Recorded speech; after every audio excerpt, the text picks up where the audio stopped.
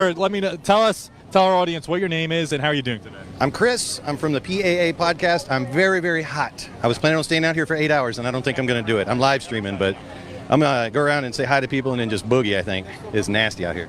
Yeah. Donald Trump has held multiple rallies in outrageously hot places. He held one in Phoenix, Arizona just the other day, and today he held one in Las Vegas, Nevada while it was 110 degrees, and people were spotted leaving because of the weather. A few minutes after Marjorie Taylor Greene took the stage, this is personally when I would have left. She starts rambling about electric vehicles and gas prices. And you think gas prices are high now?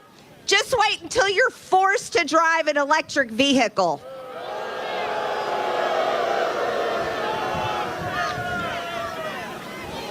Do they all think that electric cars are powered by gasoline, and then they say that Biden is the one that's out of it? But there's more to the clip. Exactly. Yes.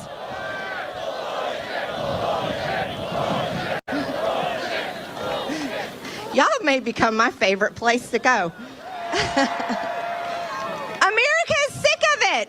When did politicians begin to feel this need to constantly act like stand-up comedians? I mean, it's okay to be funny and charismatic every once in a while, but Marjorie Taylor Greene, Donald Trump, they are constantly just making jokes and nicknames. There's no substance, there's no policy to anything that they say, and it gets kind of tiring after a while. At this point in the rally, a plane flew by that said, "Orange County votes Biden 2024. Marjorie Taylor Greene rambled for a little bit longer, then Donald Trump took the stage and began rambling about suicide. This prompted Ron Filipkowski to say, "He's gone full Jim Jones now." There's a lot of parallels between Donald Trump and Jim Jones, but first, play the clip. Wouldn't it be incredible? He's gone to 250 if he voted for Biden. He's going to vote for Biden. I don't think so. I think it would be suicide before Biden, right? Donald Trump makes a joke about suicide, and Ron Filipkowski makes a comparison to Jim Jones, but at this point, I think Jim Jones would have killed to have the nationwide devoted cult that Donald Trump has. People that would raid the Capitol for him, disrupt the peaceful transfer of power for him, refuse to wear masks and die for him. They are about one step away from drinking the Kool-Aid.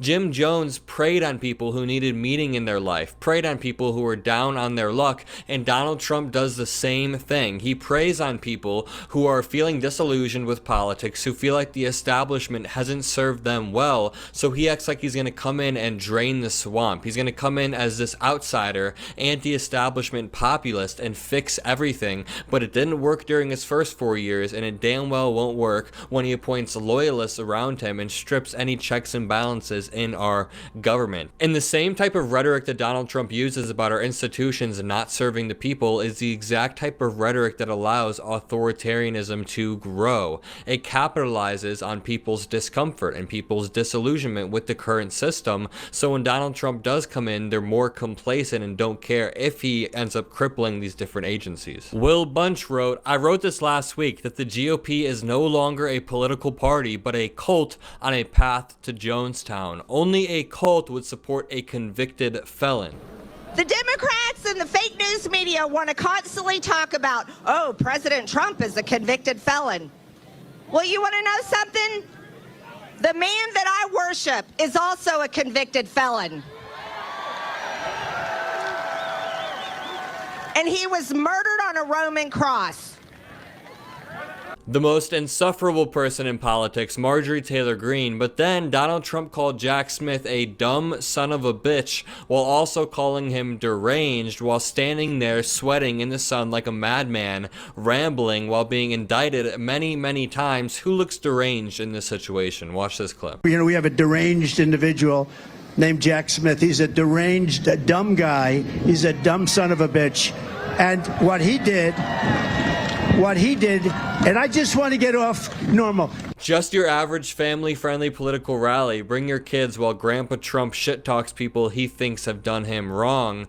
Donald Trump then abruptly ended the rally. People think he got way too hot. Usually he does this weird song at the end where he speaks over a January 6th sort of orchestra. I don't know how to describe it, but he didn't do that. He abruptly left. Watch this clip. Which has never, ever been seen before. So again, I want to thank you all. I want to thank all the celebrities from being here.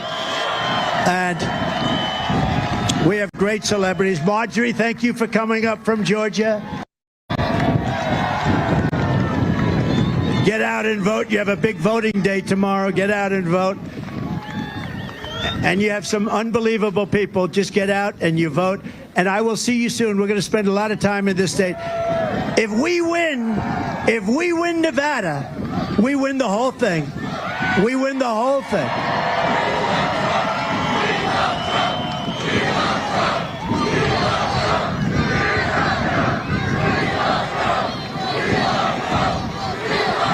That's so nice. Thank you. I mean, I'm looking back there as far as the eye can see. Get out, vote. We're going to make America great again, greater than ever before. We're going to do it fast. Thank you. God bless you. God bless you, everybody. Ladies and gentlemen,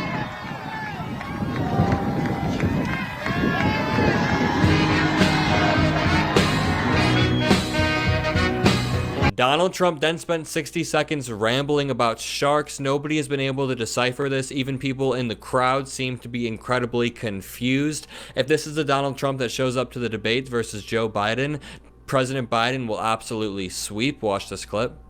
So I said, let me ask you a question. And he said, nobody ever asked this question.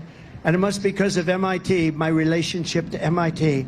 Very smart. He goes, I say, what would happen if the boat sank from its weight?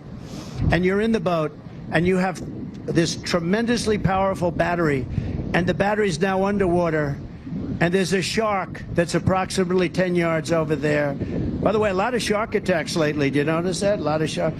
I watched some guys justifying it today. Well, they weren't really that angry. They bit off the young lady's leg because of the fact that they were not hungry, but they misunderstood who she was. These people are crazy.